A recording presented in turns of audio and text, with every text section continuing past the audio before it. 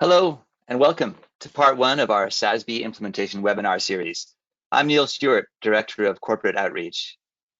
I'm Janine Guillot, CEO of SASB.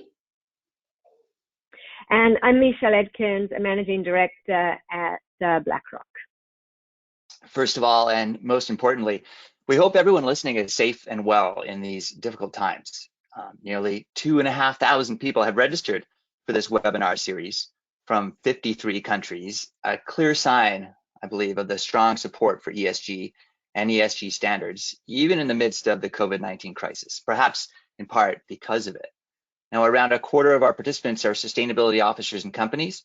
Another quarter are in a consulting role, with the remaining 50% of the audience a mix of accounting, investing, legal, and IR professionals. Turning to our agenda, the aim of this webinar series is to help companies that are considering implementing SASB standards or that are already on the path. Today, an overview and a high-level roadmap. In subsequent parts of this series, the next one coming up on June 3rd, we'll go into more detail on each step of the process with speakers including Mall Group, JetBlue Airways, EY, and Franklin Templeton. A recording of this webinar with the slides will be made available to all registrants. We'll email the link in a few hours. We invite you to submit questions throughout the program. We'll answer as many as possible toward the end. Please type your questions into the box on your screen. And today we're really focused on helping companies implement SASB standards, and we have limited time. So I'm sorry if we have to omit any questions that are outside of that scope, but be assured we'll consider them for other events and other publications in the near future. Remember, you can always email us info@sasb.org. Janine, let's start by introducing SASB, why the standards are important to companies and investors, and how we create and maintain them. Great, thank you, Neil. And if we advance to the next slide, I'm going to talk briefly about what SASB is. SASB creates standards for disclosure, and specifically standards for sustainability disclosure by companies to their investors. The standards are focused on a single target audience, and that's the investor audience. And we've created 77 industry-specific disclosure standards that are used by companies around the world. So if we go to the next slide, what makes the SASB standards unique? And if you remember 6 words from this website, please try to remember these 6 words. These are the things that make the SASB standards unique. First, they are financially material, meaning they identify the issues that are the ESG issues that are reasonably likely to impact financial performance of a company. They're intended to be decision useful for investors, cost effective for companies to disclose with, and industry specific. And the reason the standards are industry specific are that we believe the sustainability issues that are most likely to impact financial performance vary by industry. So what's most relevant for agriculture is different from what's most relevant for telecom, is different from what's most relevant for financial services. So the standards are industry specific. And then the standards are created using a process that's roughly modeled after the process used to create accounting standards. And that's a process that's evidence-based and market-informed.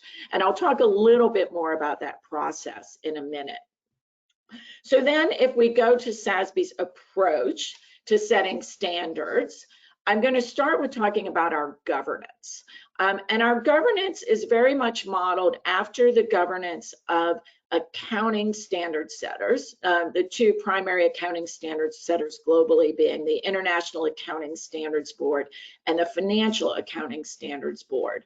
So similar to those organizations, we have a foundation. The Foundation Board of Directors provides fiduciary oversight of the entire organization. But that foundation board appoints members of the standards board, and the standards board are the final decision makers of the content of the standards. And the standards board accesses advice from a very broad variety of constituents, We have a standards advisory group with over 175 members made up of representatives from companies, from investors, and from other subject matter experts. So that's just a word around our governance. I want to then transition to talk about the process for setting the standards. So as I mentioned, SASB standards cover 77 industries. They also cover 5 sustainability dimensions. So sometimes when people hear the word sustainability, they think only the environment. We think more broadly than that. So the standards cover the environment, they cover social capital, human capital, business model and innovation, and leadership and governance. And what our process does, and think of it as a funnel, we start with a very broad range of sustainability issues that might impact financial performance in an industry. And then for each industry, we do research. We look for evidence of financial impacts. So what topics have impacted financial performance in an industry? And we look for evidence of investor interest. And we get that evidence through a very broad consultation process where we consult with market participants. That's companies, investors, other experts. We then use all of that research to develop exposure drafts for public comments. And then just like accounting standard setters, everything we do is exposed for public comment. And then our standards board makes the final decision about the content of a standard. So through that process, we narrow this broad group of sustainability issues to which ones are most likely to impact financial performance in specific industries. And each SASB industry standard has on average 6 disclosure topics and 13 metrics. So this process to develop the original standards took 6 years. So it was quite a lot of work, and many of you on this webinar participated in that process in some ways. So we thank you very much for that. But it's important to note that the standards aren't static. So just like accounting standards evolve continuously over time, the SASB standards will evolve. And we already have 10 active research projects on the future, how future topics in the standards could or should be addressed. So that's a little bit about our standard setting process. And to transition that from theory to practice, I want to show you an example. So when we say industry specific disclosure topics, what do we mean? This is an example for the environment. And this shows you how for the environment, the standards are tailored for the non-alcoholic beverages industry and the software and IT services industry. So both of those issues face environmental issues and need to manage environmental issues. The questions are which ones? And for non-alcoholic beverages, clearly a critical issue is water and wastewater management. For the software and IT services industry, which is a heavy energy user, clearly a very important issue is energy management.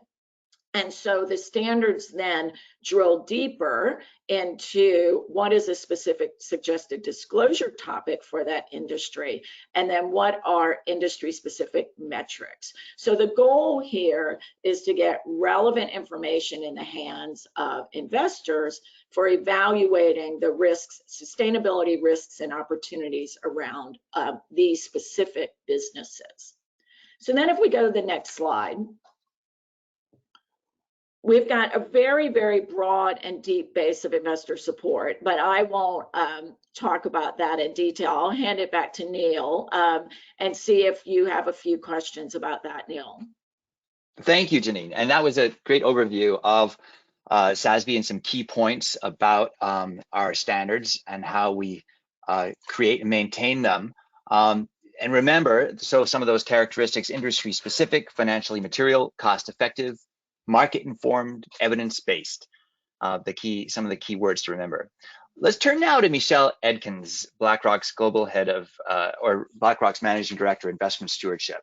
And Michelle, BlackRock is a strong supporter of SASB's mission. Around the start of this year, after your CEO, Larry Fink's annual letter to other CEOs, which made strong reference to SASB, the number of companies downloading our standards shot way up. Now, in terms of disclosure and ESG standards, what matters to BlackRock? Michelle, I think you're on mute. Thank you. There we go. I pushed the wrong That's button better. when I was trying to unmute myself. I beg your pardon. So as you mentioned, in Larry's letter to CEOs this year, we advocated for companies to produce SASB-aligned reporting. And why we focused on SASB is some of the stuff that Janine's already touched on. And it really is because it focuses attention of investors on key metrics that have been proven to be material to a company's long-term business operations and performance. And so when you think about the difference between sort of free-form sustainability reporting where a company devises its own approach or other frameworks that exist, they generally have a much broader focus. And why we want a really tight set of data that is really closely aligned with long-term financial performance is that is much more readily understandable and deployable to investors, whether they're active portfolio managers taking buy, sell, or hold decisions, or in terms of the investment stewardship team in prioritizing companies for engagement, because we use this type of information to assess the resilience of companies' business operations and their potential to generate long-term return for our clients. And so we're looking for that consistency across a limited range of data, and it really does help us assess corporate performance in terms of key value or risk drivers in the business. And what we're hoping to see in terms of having a global standard is that in time we'll be able to measure progress much more effectively, because we'll be comparing apples with apples. And I think that is hugely important. You know, in terms of the characteristics that SASB brings, another key part of it is this focus on sector-specific criteria. In our experience, corporate governance practices and norms tend to be driven by the market in which a company is domiciled. But the environmental and social risks and opportunities in a company's business is much more related to the business model and the sector the company is in. And so you can see an American and a German telecoms company will have quite different governance structures, but they probably have very similar operational and practical risks and opportunities in their business based on the sector that they're in. Excellent. Well, that's very helpful, Michelle. Obviously, companies put a lot of work into their sustainability programs and the reporting. They want to know how that data, how that information is being used on the investor side. Now, let's turn now to the rest of the investment community. And Janine, is BlackRock support representative of broader support from the investment world? Yeah, you know, one thing that was really interesting to me, of course, we got a ton of press inquiries after Larry Fink's letter, and we got a lot of inquiries about, well, did the BlackRock support just come out of the blue? And what I always say is, well, no, actually the BlackRock support represents a very broad and deep base of investor support for the SASB standards, which is very strong and rapidly growing. And the most visible illustration of investor support for SASB is membership in SASB's Investor Advisory Group. Investor Advisory Group members commit to engage with their portfolio companies to discuss the SASB standards. And SASB's Investor Advisory Group now has over 50 members representing 12 countries around the globe with 40 trillion in assets.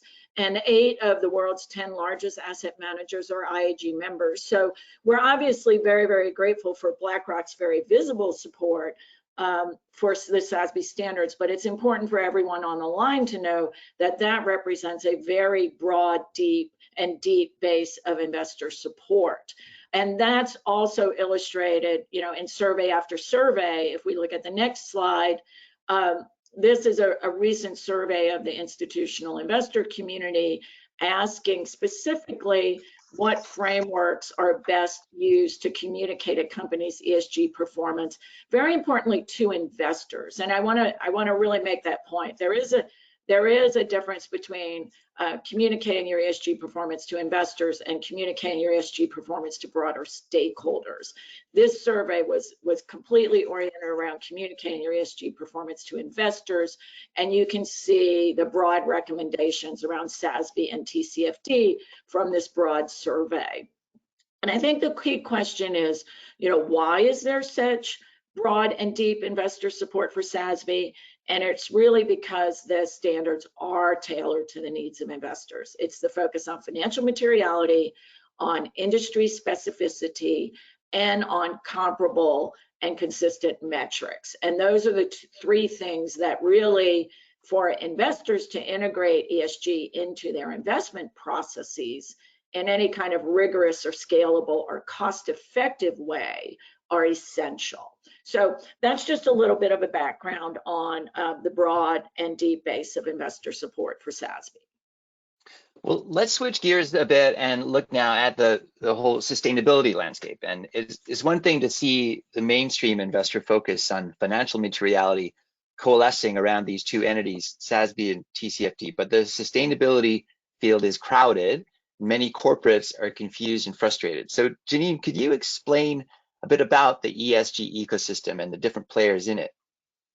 Okay, so I am going to try to demystify the ESG landscape for everyone. And I want to say up front that as we go into this, we're making this a little bit more black and white than it is, and to some extent oversimplifying. But I think it is very helpful if you're really trying to understand this landscape to first sort of understand it in black and white, and then know that some organizations that I'm about to talk about actually do play multiple roles. So if you look at slide 18, and we created this slide to demystify the landscape, particularly for companies, because we hear so much frustration from companies about, well, what's the difference between MSCI and GRI? What's the difference between Sustainalytics and SASB? And Michelle, I'm sure you hear this too. And so we bucketed, let's just call it the ecosystem, into four main groups. The first group are organizations that publish guidance for voluntary disclosure by companies. And those organizations are typically nonprofits, and they typically operate with some sort of a feedback loop, which is some sort of a standards development process or a consultation process to get input into their requirements or their guidance. Then if you go to the middle of this slide, there are companies that request data from, there are organizations that request data from companies via questionnaires or surveys. There are also organizations that aggregate publicly available data from companies and then sell that information to investors.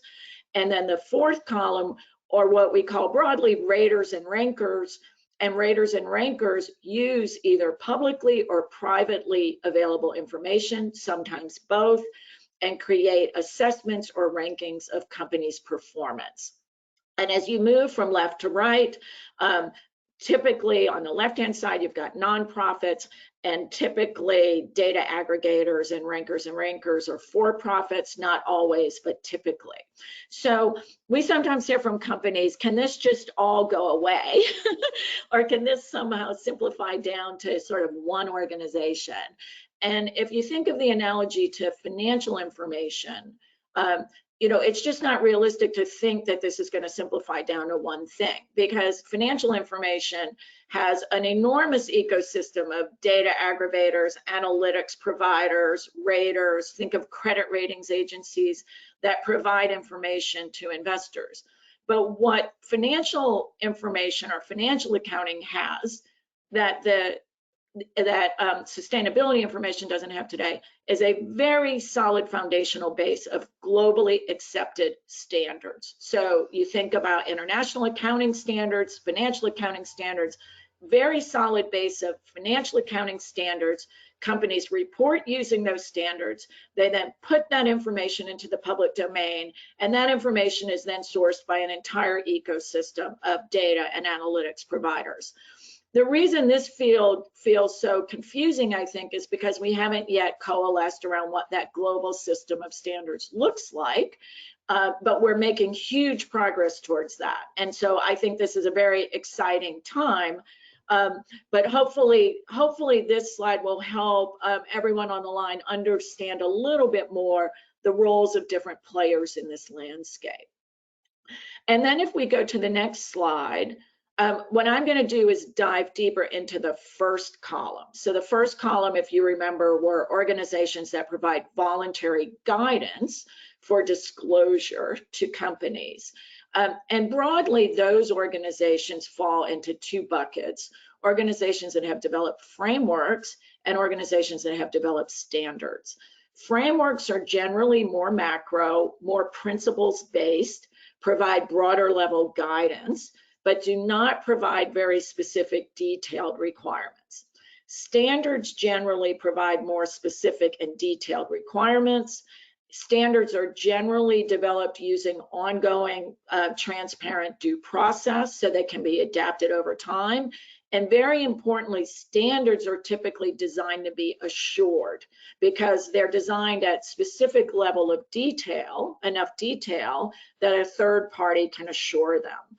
So standards are essential to ensuring that there's comparable, consistent, and reliable information. The other thing is that standards and frameworks can be used together. So SASB and GRI standards can both be used to create an integrated report. SASB and GRI standards can be used to create a TCFD, a disclosure. And so standards and frameworks can be used together. It's not an either or. That's really important. So if you look at this whole landscape, there are really two sets of broadly accepted international standards in this space, and that's SASB and GRI. So I hope that helps everyone understand the framework standards landscape. So then if we go to the next slide, I want to drill a little bit deeper into SASB and GRI, because this is the other question we'll always get. Should you do SASB or GRI? Are SASB and GRI in competition? If you remember another thing besides the 6 words at the beginning from this webinar, it's that SASB and GRI are not in competition. They are complementary frameworks with different definitions of materiality for different purposes. So SASB's definition of materiality is financial materiality targeted solely at investors about how ESG issues are likely to impact a company's financial performance in an industry-specific way. GRI's definition of materiality is how is a company's actions are likely to impact the external environment, and GRI standards are targeted at a very broad array of stakeholders, including investors. So the standards have different purposes. They can be used together, and many companies actually do use them together.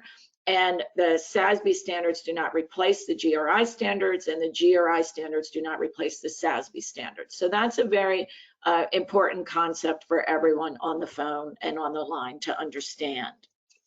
So the other question we often get about the landscape, if we go to the next slide, is the relationship between SASB and TCFD. So if you go back to that earlier slide I had about frameworks versus standards, TCFD is a framework, provides macro level guidance around asking companies to disclose their governance, strategy, risk management, and metrics and targets for climate risk. But TCFD does not prescribe specific metrics. It has implementation guidance that suggests metrics, but it doesn't actually prescribe any specific metrics. So the question is, how do you end up with comparable, consistent, and reliable information in a TCFD disclosure? And the SASB standards, which then provide industry-specific metrics, can be used as a tool to implement the TCFD disclosures. So this is a fantastic example of frameworks and standards operating together. The other thing I'll say about TCFD is that at SASB, we really like the TCFD concepts and the way the recommendations are structured around governance, strategy, risk management, metrics, and targets. We think that's very intuitive and that it's very easy for people to understand that concept. And we actually think that those concepts can and should be applied to all financially material sustainability issues, so that companies, we recommend that companies talk about governance, strategy, risk management, and metrics and targets for all of the issues in the SASB standards, not only the climate-related issues. So that's just another concept about, I think those TCFD concepts are really relevant beyond climate. So with that, that's the landscape. Tried to do that very, very quickly. Happy to answer any follow-up questions any of you may have, and I'm going to throw it back to Neil. Yeah, and maybe on this slide on TCFD, it would be a good time to also turn to Michelle. BlackRock has advocated for both SASB and TCFD reporting, and so it'd be interesting to hear how you see them fitting together and their importance. We see it very much in the way that Janine has outlined. The thing that we like about both TCFD and SASB is they're structured in a way that is really, in our experience, how companies use. You know, at the macro level, how do we govern this risk? How does it inform our strategy? What is our risk management system around the things that we have identified? And then how do we measure those relevant risks or opportunities and how the targets that we're aiming for in relation to them? And I think it is a really robust structure because it's consistent with the way that businesses think. And we totally agree that the SASB metrics recommendations for each sector slot very neatly within the TCFD model. And I think it's a really comprehensive way to talk about all sustainability risk, as Janine touched on. Okay, good. So, you know, and BlackRock has made this point. If you take the word climate out of the TCFD, it's a very good framework. Again, framework, not necessarily standards, but framework to cover a much broader set of ESG issues. Absolutely. Okay. Well, switching gears again, and let's turn our focus back to SASB. And Michelle, you engage with a lot of companies around ESG and around ESG reporting. And SASB must be part of some of the conversations you have, especially after this year's letter to CEOs from Larry. Do you encounter misconceptions about SASB ever? We encounter quite a few, and I would bucket them in two ways. One is that it's very much focused on sort of the US market and US issues, and that the requirements are very US centric. And I think that is a very strongly held perception or misperception in some markets outside US. And yet when we pursue that conversation by going through what is in the actual standard for a company's sector and say which of these metrics is not relevant for your sector, it quickly, that argument quickly falls away. So there might be a reference to a regulator that is not the regulator in a particular market, but the actual risk or the metric itself is still relevant. And so we are, very clear with companies that we're thinking about SASB as a standard at a conceptual level. It isn't like a compliance requirement, and therefore it should help companies in their conversations with investors talk through the most material risks. Then in US, we have a lot of, I would say, quite circular discussions sometimes in relation to materiality. Now, Janine has already said, a lot of work went into identifying financial materiality as the standard, and some companies may quibble on some of those things on the margin.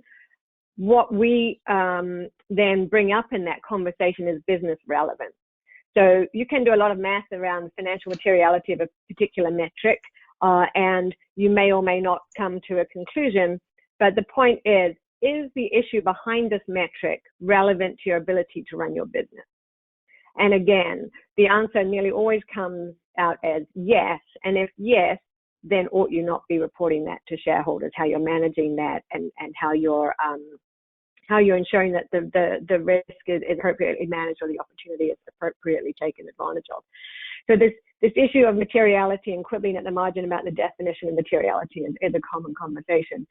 And then thirdly, the most consistent sort of myth we hear, because this is from a very original thinking around SASB, is that it has to be in the reporting has to be made in a regulatory filing, therefore it has a higher bar of quality and so on. and companies are nervous about submitting that level of sort of risk in their reporting. And in that sense, you know, I think SASB has done a lot to change its stand on that. And the key thing is to be reporting and to be making this information available to investors for investors to use, and being a little less specific about it having to be reported in a financial or regulatory filing. Excellent. So some of the myths out there, and Janine, maybe now we could go on to our next slides, which clear up some of these myths and some of the ones that Michelle referenced as well as others. Yeah, and Michelle and her team's feedback have been very helpful to us in terms of what they're thinking from the market. And we also have heard very, very similar feedback from many of our other investor advisory group members. So we have put together the sort of myth and reality around SASB, and we're excited to share all of this with you. We hope it will help. I want to reiterate something Michelle said about compliance exercise. I'm glad, Michelle, you mentioned that, because I find there are two different ways to approach the use of the SASB standards. Some companies approach it as a compliance exercise. Some companies approach it as a useful guide for their disclosures. I would really encourage everyone on this webinar to come at this with the mindset of a useful guide for your disclosures, because I think then you will find them to be a very valuable tool. And that's what they are intended to be at the end of the day, is a valuable tool for creating a common language between companies and their investors on performance on business relevant sustainability issues. So thanks, Michelle, for reminding me of that with the compliance word. So I'm going to go through some myths and realities quickly. First, SASB standards are only relevant to US companies. That is the biggest myth we hear. And for all the reasons that Michelle said, companies and investors around the world do use the SASB standards.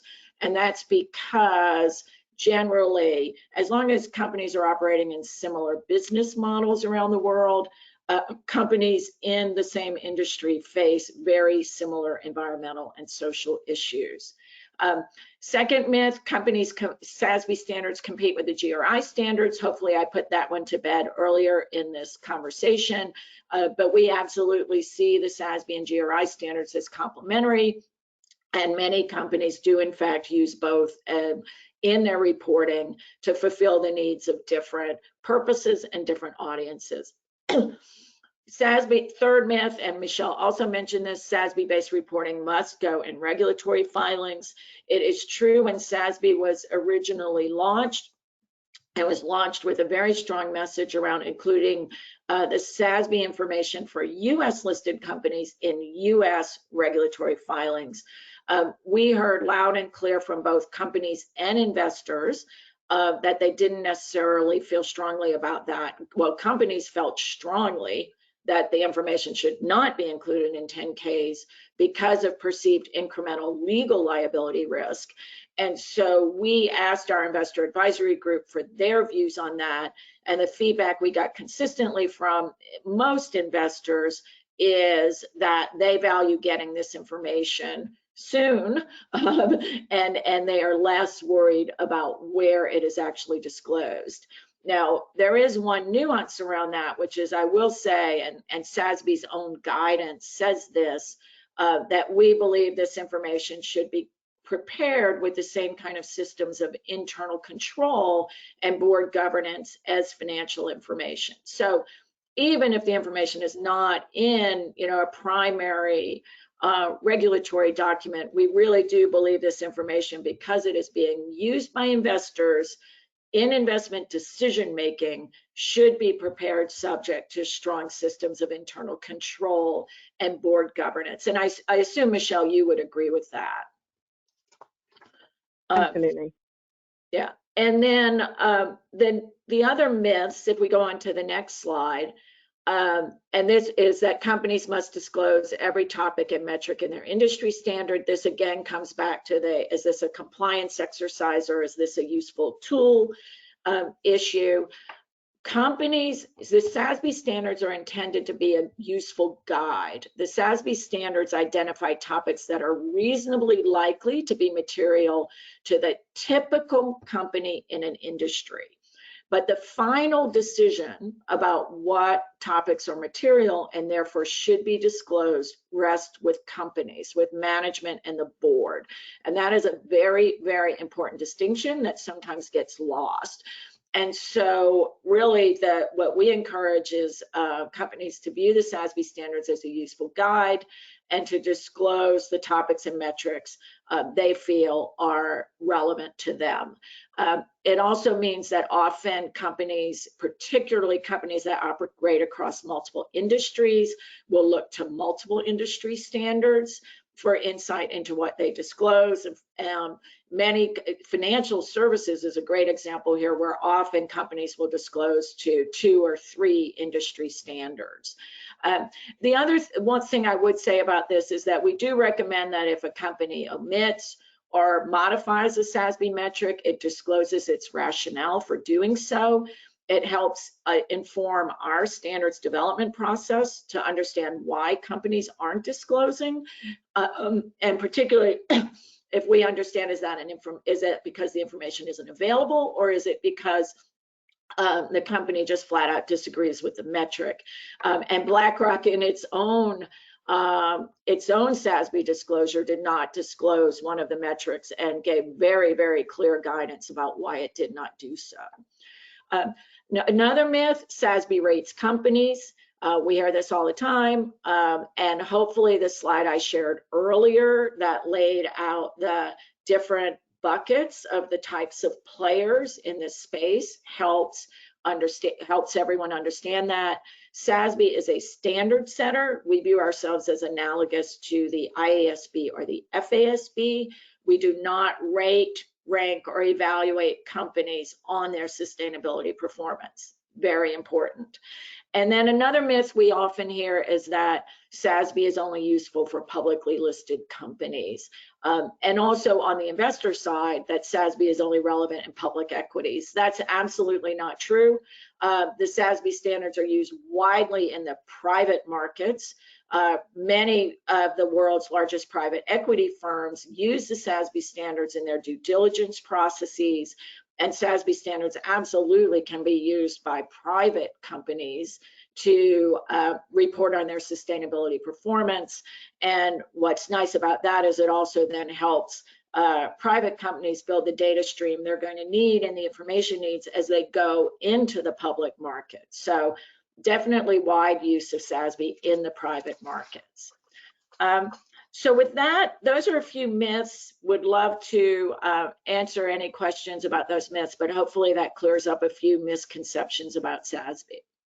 I think it does clear up a lot, Janine, and actually it answers a lot of the questions we've been getting, which incidentally, there's a flood of questions and we could talk all day on this. But turning now to some practical tips for implementation.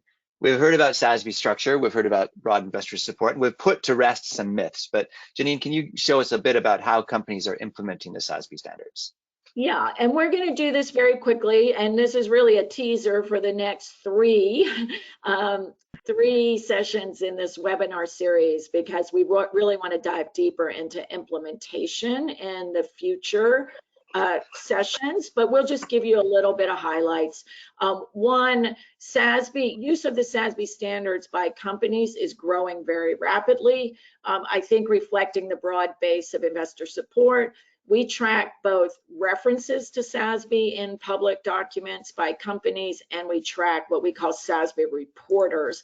There's quite a high bar for us to classify something as a SASB reporter. It means you must report metrics in the SASB standards. But this data just gives you a little bit of sense of the rapid growth in SASB references in all regions around the world. And very importantly, back to myth busting, 62% of those references are by companies domiciled outside of the US, and 45% of our SASB reporters are companies that are domiciled outside of the US. So then if we go to the next slide, back to the question about disclosure location. We see companies disclosing the SASB information in a very broad variety of reports. Some people do it in standalone SASB reports. Some people do it in regulatory filings. Some people do it in integrated reports. Some companies do it in sustainability reports. So all of these, every SASB reporter is on our website, and there is a link to the actual report. So any of you who want to, and you can search on that by industry. So any of you who want to see what comparable companies, peer companies in your industry are doing, would encourage you to look at that. I would say one common theme you see across all these reports is that the SASB information is presented in a very structured way.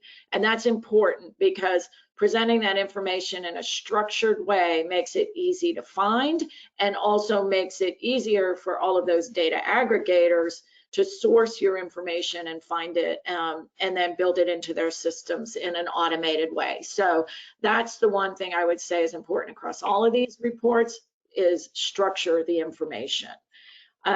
If we go to the next slide, just another teaser for future webinars and resources that are available to you on our website.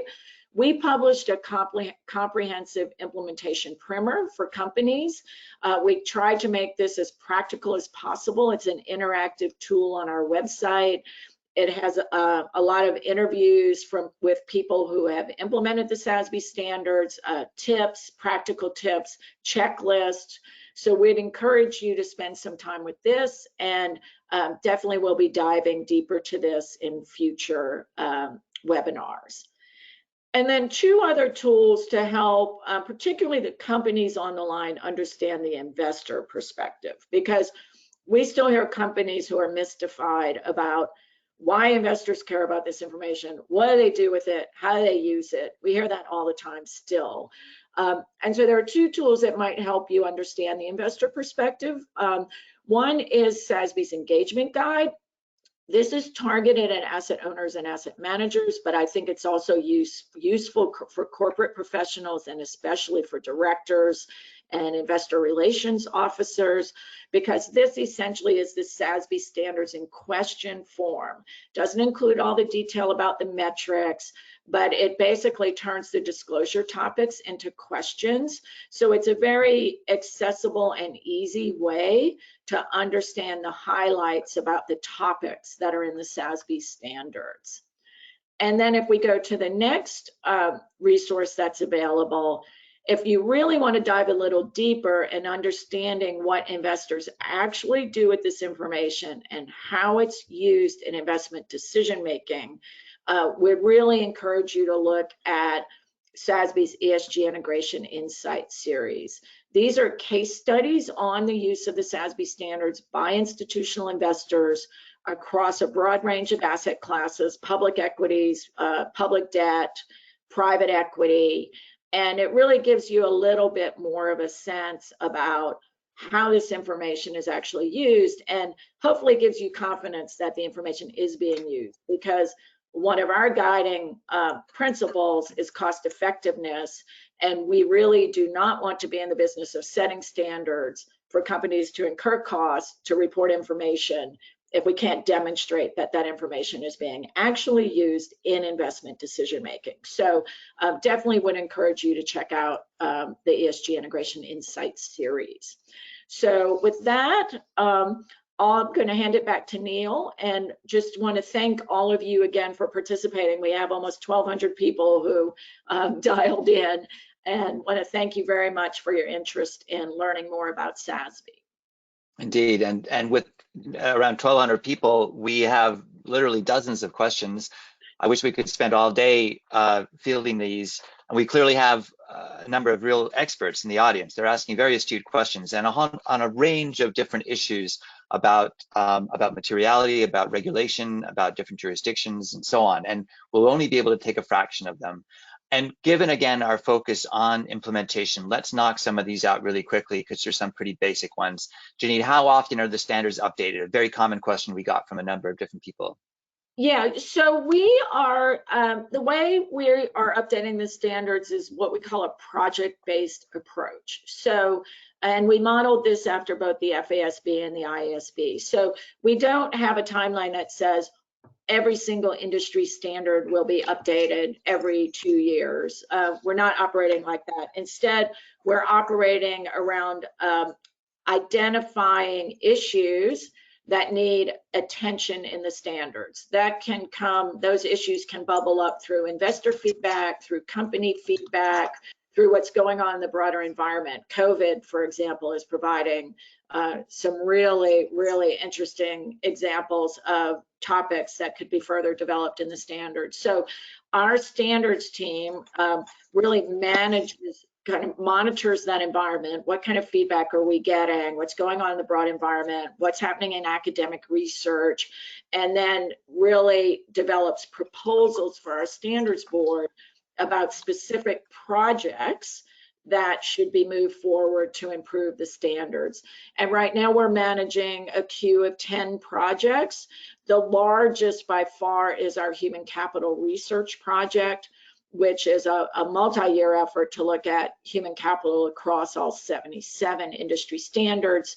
That would be the high end of effort of a research project. We're also looking at some very specific issues like content moderation on internet platforms, or what's the right metric for tailings impoundments in the extractives industry. So we have a queue of projects at any given time ranging from very large to more targeted. And if any of you are interested in learning more about that, information about all those research projects is on our website.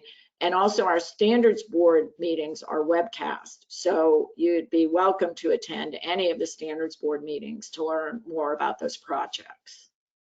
Good, thank you. And another common question we got is, does SASB do any kind of audit or check of SASB reporting from companies? So we definitely do not audit. We definitely don't do any sort of public statement around this report is higher quality than another report. What we do, and this is more for our own internal standard setting process, we definitely evaluate all the SASB reporters and look at, what topics did they disclose to, what metrics did they use, what did they not use, and why, because that provides very helpful feedback to us for our standard setting process. And that's why we really encourage people who don't disclose to a topic or a metric to disclose why, because we do look at that information and it really helps inform that ongoing research agenda that I talked about. Good, okay. Another very common question, people from different sectors are asking how many companies in retail, or how many companies in autos, how many companies in airlines. We have that information on our website too, don't we, Janine? We do. And so definitely there's a section of our website that has, it says, I think it says company use. And then underneath that, if you click through to company use, you will find the logos of all SASB reporters. And you can sort that by industry, and then you can actually click through to see the actual reports. So I would encourage you to do that if you want to see disclosure by your industry peers. Okay, good. And a related question to that, several people have asked, what if we believe our company has not been put in its correct sector according to our sector classification system?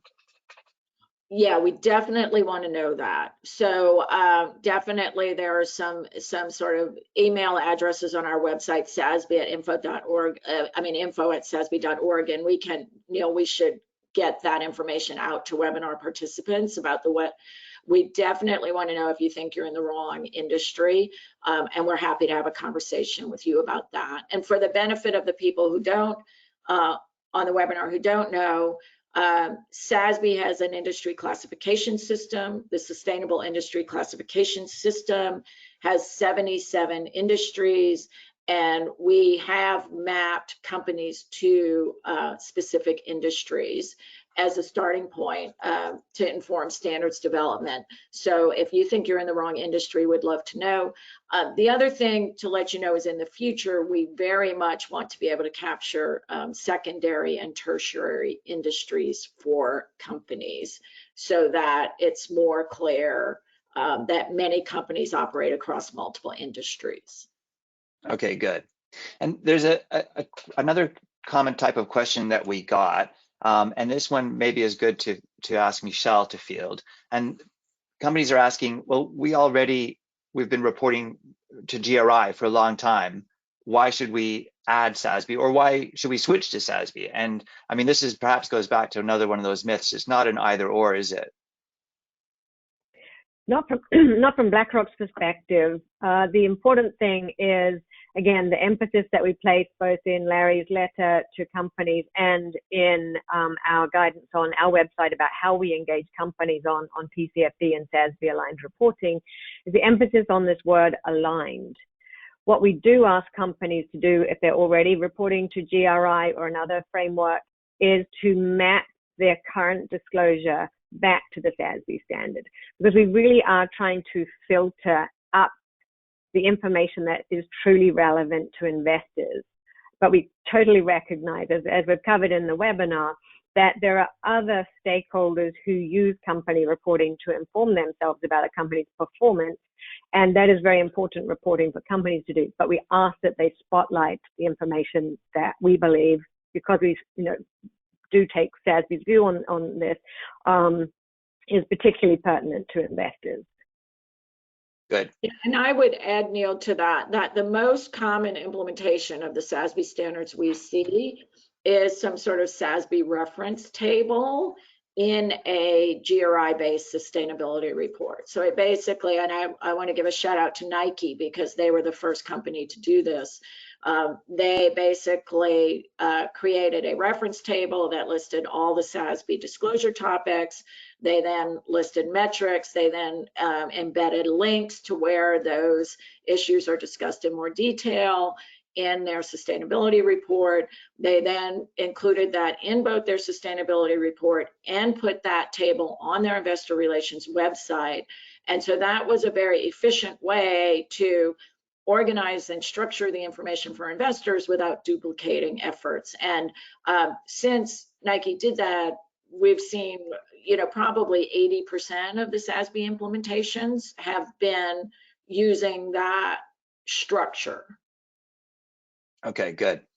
Let's take some more questions. Here's another very easy and quick one, and thank you to whoever asked this. The question is simply, does SASB have an accreditation program similar to an accounting body membership? So, and the answer is yes, we do, right, Janine? Yeah, that's a simple answer. The answer is yes. We have something called the Fundamental of Sustainability Accounting Credential. It's a self-study course with an exam. Has two parts, level 1 and level 2, and it's intended to be a supplemental credential to a CFA or a chartered accountant or CPA or a law degree for people who want to develop more of a specialty around sustainability accounting. Good, okay. Now, here's one a little stickier. Well, actually, it's got a pretty plain answer as well, and that's if a company. I think we covered this in the myths, but let's just reinforce this. If a company determines that one of the SASB metrics is not material in their particular operating context, do they still have to report on it? Does SASB allow the ability to report or explain? Yes, so, report or explain. I love that language, borrow that comply or explain language from the UK. And I think report or explain is a really good approach to go into this. And the reason we like to explain is it's just helpful for everyone. It's helpful for the users of the information to know why it's not there. Did you omit it because you think it's not relevant? Do you admit it because you just think it's flat out wrong? Did you admit it because you're not confident in the quality of the information? Why it was omitted. It's very helpful for the user to know that.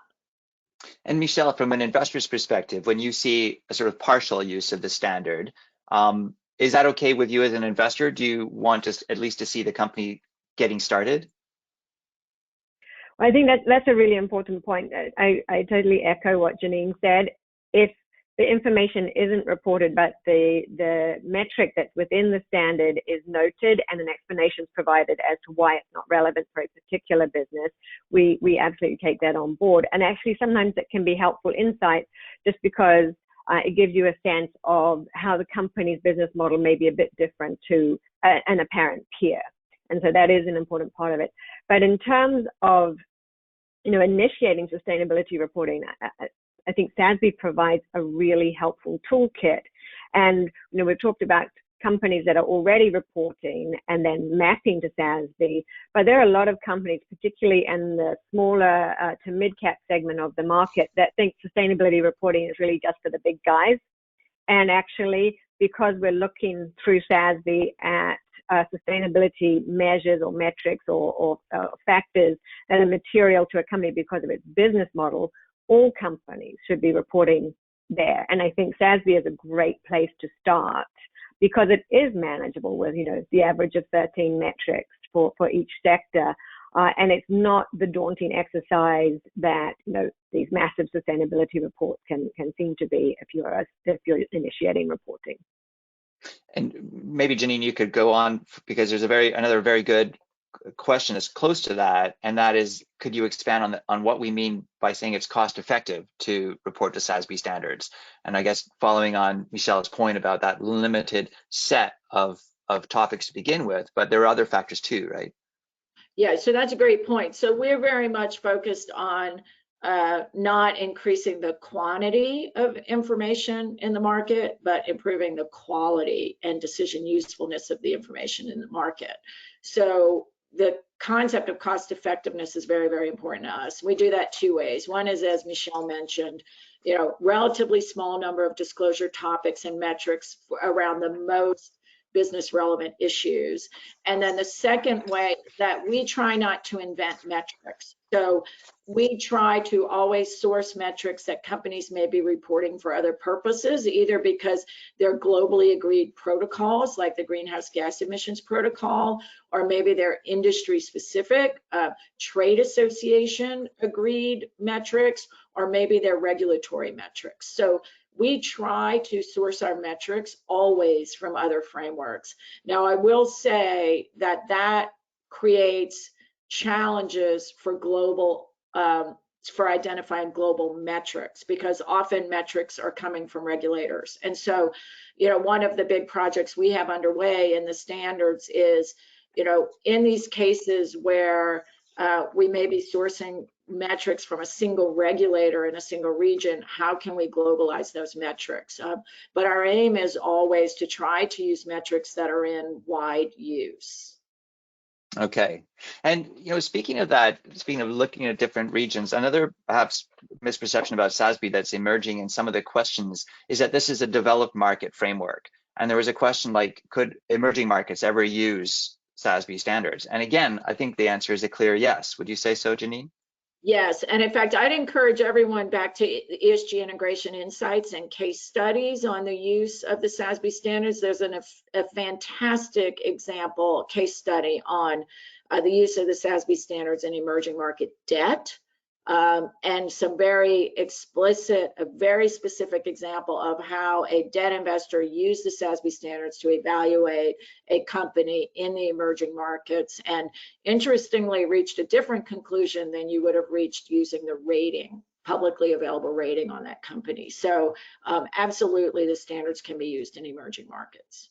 And indeed, we have I think about 36 countries represented amongst our SASB reporters. And in March, we had our very first one from Indonesia. So clearly spans a wide range of countries. Yeah. Well, can I say one quick thing, Neil? There in emerging markets, and particularly to Michelle's points around governance being regional, there are definitely incremental issues that need to be considered in emerging markets. So I don't want anyone to interpret what I'm saying as it's only the SASB standards in emerging markets. There are also some incremental things you need to think about. So that's important. Great point. Well, that brings part one of our SASB implementation webinar series to a conclusion. And thank you very much to SASB CEO Janine Guillot and Michelle Edkins, BlackRock's Managing Director of Investment Stewardship. So part two on June 3rd, we'll have Mull Group's Head of Sustainability Reporting and our Standards Board Chairman, Jeff Hales, looking at laying the groundwork for SASB reporting. Thank you very much to our live webinar participants for joining us today and for your excellent questions. We'd love to hear from you, info@sasb.org. I'm Neil Stewart, Director of Corporate Outreach for SASB. Goodbye.